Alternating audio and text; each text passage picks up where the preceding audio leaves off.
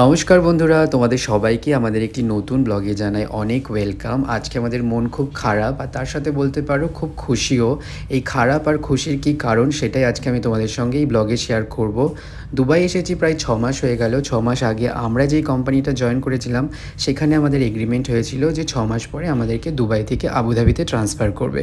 আর আমরা তখন আনন্দের সঙ্গে দুবাই থেকে আবুধাবি ট্রান্সফার হওয়ার এই এগ্রিমেন্টটা অ্যাকসেপ্ট করেছিলাম। সেই জন্যই আজকে আমাদের দুবাইয়ের শেষ দিন। কাল সকালবেলায় আমরা চলে যাবো আবুধাবিতে। সেখানে শুরু হবে আমাদের আবার একটা নতুন জার্নি।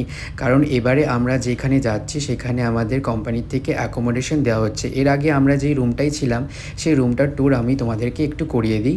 এটা ছিল আমাদের সকালবেলার ভিউ। আমরা প্রত্যেকদিন সকালবেলায় উঠে আগে এখানে আসতাম আর এটা হচ্ছে আমাদের রুম, যেটায় আমরা দুজন মিলে শেয়ার করে থাকতাম। একেবারে ছোট একটা রুম, নিচে একটা বেড আর উপরে একটা বেড, আর ভিতরে কয়েকটা জিনিস রাখার মতো জায়গা। এখানে কমন বাথরুম ছিল, তার সাথে কমন কিচেন ছিল।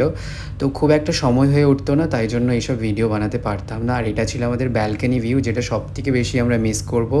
আমরা অফিসের পরে এসে ব্যালকনিতে রাতের পর রাত গল্প করতাম। দুবাইতে এসে মানুষ এইভাবেই কষ্ট করে থাকে ছোট ছোট রুমের মধ্যে, কারণ এখানে স্যালারি অনেকটাই কম থাকে আর রুম ভাড়াগুলোও বেশি থাকে। দুবাই থেকে আবুধাবিতে শিফট করার অনেকগুলো কারণ আছে। কারণ কোম্পানি আমাদেরকে এখানে অ্যাকোমোডেশন, তার সাথে ফুড, আর আমাদের এখানে স্যালারিটা দুবাইয়ের তুলনায় অনেকটা বেশি হবে। তো সেই কারণেই আমরা তখন এই এগ্রিমেন্টটা সাইন করেছিলাম। আমাদের এতটাই কম স্যালারি ছিল, তো আমাদের এখানে সেভিংসটা খুবই কম হচ্ছিল। তার মধ্যে বাড়িতে একটা অ্যামাউন্ট পাঠাতে হয়। তো সেই জন্যই আমরা যে ডিসিশনটা নিয়েছি আশা করি আমাদের জন্য ভালোই হবে।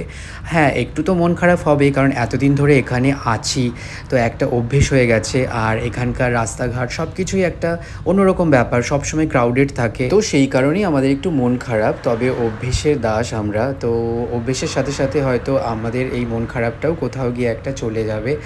আর দেখো, যাওয়ার পথে এখানে গ্লোবাল ভিলেজটা দেখতে দেখতে গেলাম। আশা করি কোনো একদিন আসবো গ্লোবাল ভিলেজে। আবুধাবিতে আমাদের একটা নতুন অভিজ্ঞতা হবে। শুনেছি দুবাইয়ের থেকে আবুধাবিতে নাকি বেশি কড়াকড়ি আইন।